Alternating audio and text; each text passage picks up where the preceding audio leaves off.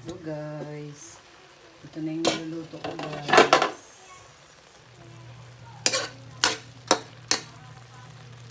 Lagyan ko na siya guys ng kunting patis. Yan.